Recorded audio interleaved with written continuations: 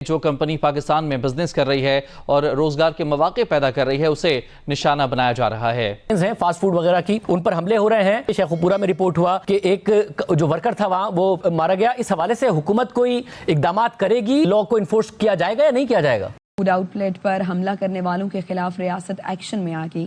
गजा जंग की आड़ में मुल्की कारोबार के नुकसान पहुंचाने वालों के खिलाफ कार्रवाइयां शुरू कर दी गई हैं। तो पाकिस्तान के अंदर पाकिस्तानियों ने ही एक पाकिस्तानी जो कि KFC में काम करता था उसको कत्ल कर दिया। पाकिस्तान में काम करने वाली किसी कंपनी का इसराइल से कोई ताल्लुक नहीं है, इसका कोई सबूत भी नहीं है। सिर्फ बयानिए की बुनियाद पर उसे निशाना बनाने की कतई इजाज़त नहीं है।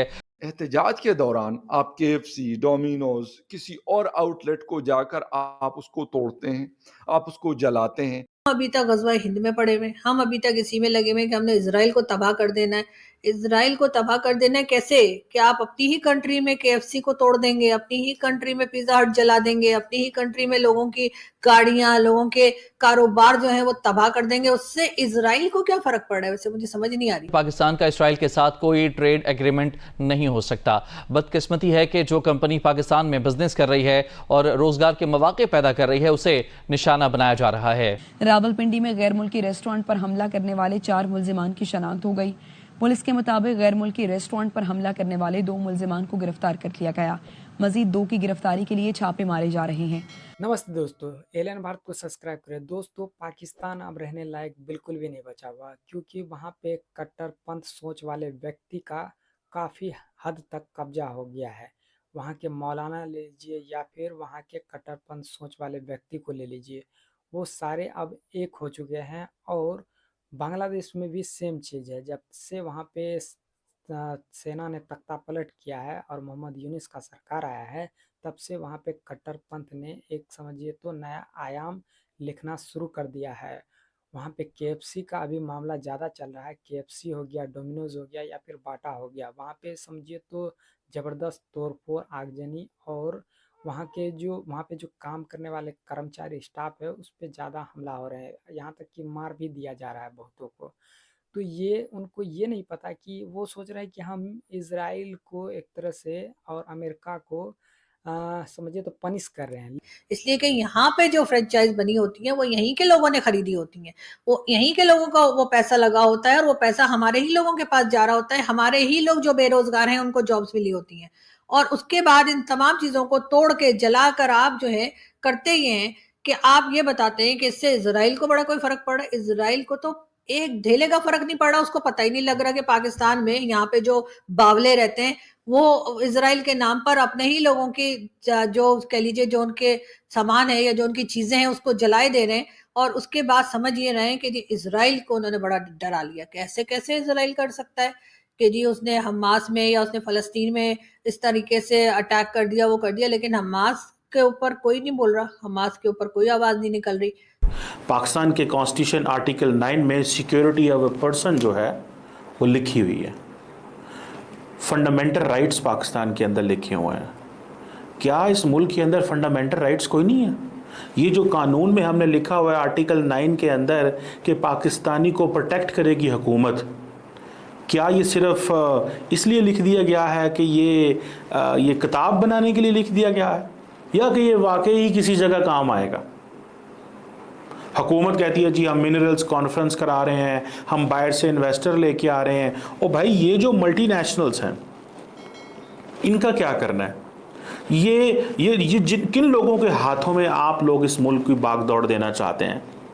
उसका मालिक तो मुझे लगता है कोई तल अवीव में तो नहीं रहता, वो यहीं पाकिस्तान का कोई लाहौर का होगा, कोई कराची का होगा, कोई इस्लामाबाद का होगा, कोई पेशावर का होगा, कोई कहाँ का होगा, कोई कहाँ का होगा। इसी पाकिस्तान के होंगे लोग। मुझे तो नहीं लगता कि इजराइल का कोई उसका ऑनर है। मैं कहता हूं कि आप उसका बायकॉट करें, आप उसकी चीज ना खरीदें ना। जब आप नहीं खरीदेंगे तो ऑटोमेटिकली वो फिर अपना कारोबार तो तब चलता है कि जब उसको लोग प्रमोट करते हैं, लोग उसका खाना इस्तेमाल कर रहे होते हैं या उसकी अगर कोई प्रोडक्ट है वो उसको यूज कर रहे होते हैं, तो कारोबार तब चलता है। अगर वो नहीं हो रहा तो ऑटोमेटिकली कारोबार, रोजगार जो है, बिजनेस जो है वो ठप हो जाता है। ये देखकर मुझे बहुत गुस्सा चढ़ा था इस क्लिप को देखकर कि किन जाहिलों में हम लोग फंसे हुए हैं। और इसीलिए जब मैं कहती हूँ ना कि वाट लगा दी दादाजी, तो सबको बहुत बुरा लग जाता है। फिर सब कहते हैं ये देखो पाकिस्तान में बैठकर ये बात कर रही है, तो मैं कहाँ बैठ के ये बात करूं? इसलिए कि मुझे तो इस काबिल छोड़ा नहीं है आप लोगों ने कि कोई और कंट्री मुझे ले। कोई भी मतलब इंग्लैंड हो गया, अमेरिका हो गया, दुबई हो गया, कहीं पर भी पाकिस्तानियों को जाने काबिल छोड़ा है क्या हमारे हुक्मरानों ने? किसी ने भी नहीं। लेकिन कोई भी ये नहीं सोच रहा कि चले आरज़ू काज़मी आज है, कल नहीं होगी, हो सकता है मार दी जाऊं, मर जाऊं, कुछ भी हो जाए मुझे।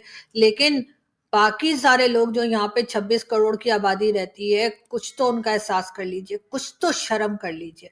दुनिया और क्या एक 45 साल का आसिफ नवाज जो कि KFC के किचन में काम कर रहा था, अपने बच्चों का पेट पाल रहा था, वो घर से निकला, नौकरी पे गया, और इसलिए नौकरी पे गया कि वो एक अच्छा पाकिस्तानी साबित हो रहा था कि उसको नौकरी मिली, वो काम करना चाहता, वो सुबह से लेकर शाम तक अपने काम करेगा, बच्चों का पेट पालेगा, एक ऑनरेबल सिटीजन के तौर पे रहना चाहता है इस मुल्क के अंदर।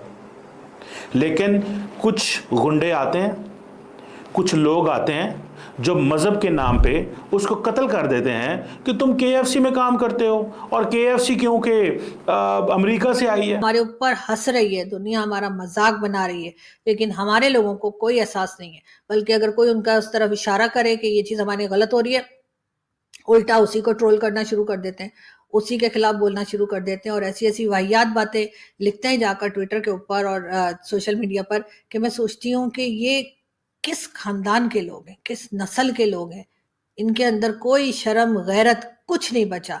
ये सिर्फ और सिर्फ दूसरे से सड़ के, दूसरे से जल के और दूसरे से खार खा के कि जी इसने ये बात क्यों की है, मतलब उसके ऊपर ये शुरू हो जाते हैं। भाई आप अपनी दलील दीजिए, आप अपना आर्गुमेंट लेकर आइए कि नहीं जी यहाँ तो जी बड़े दूध और शहद की नहरें बह रही हैं, ऐसा कोई मसला ही कोई नहीं है। लेकिन उनको ये नहीं पता है कि वहाँ के जो लोग या फिर वो जो आउटलेट चला रहे हैं, उनको वो नुकसान ज़्यादा पहुँचा रहे हैं। उनको इज़राइल और अमेरिका को कोई फ़र्क नहीं पड़ रहा है, क्योंकि उनका जो जीडीपी है, इकोनॉमी है, वो काफ़ी आगे है। उनको कोई फ़र्क नहीं है कि पाकिस्तान में जो ये तोड़-फोड़ कर रहे हैं, उसको कोई नुकसान हो रहा है। नुकसान हो रहा है जो वहाँ के आउटलेट लिए हैं, अपना पैसा इन्वेस्ट करके जो चला रहे हैं, उनको ज़्यादा नुकसान हो रहा है। लेकिन उनको कोई बताने वाला ये है नहीं, और वहाँ का जो प्रशासन, गवर्नमेंट या फिर पुलिस है, वो भी सिर्फ नाम का कार्रवाई कर रहा है, क्योंकि ऐसा सुनने में आया है कि वहाँ पकड़-धकड़ हो रहा है, लेकिन इससे कोई फ़र्क पड़ने वाला नहीं है, क्योंकि वहाँ पे जो पुलिस वाले हैं, वो भी उसी सोच के बने हुए हैं और उस मोब, उस भीड़ को एक तरह से समर्थन देते हैं। तो आपका क्या मानना है? ये जो सोच है वो पाकिस्तान को तो लेके डूबा हुआ ही है, कर्ज में तो डुबा ही दिया है, और ये सब जो हरकत है अब वहाँ पे हमको नहीं लगता है कि कोई आउटलेट और खुलने वाला है। जहाँ तक कि हमको लग रहा है कि वहाँ से और जो 1-2 आउटलेट बचा हुआ है वो भी बाहर चले जाएँगे। कैसा लगा वीडियो आप कमेंट में अपनी राय ज़रूर दीजिए, और चैनल पे नए हैं तो चैनल को सब्सक्राइब ज़रूर कर लें।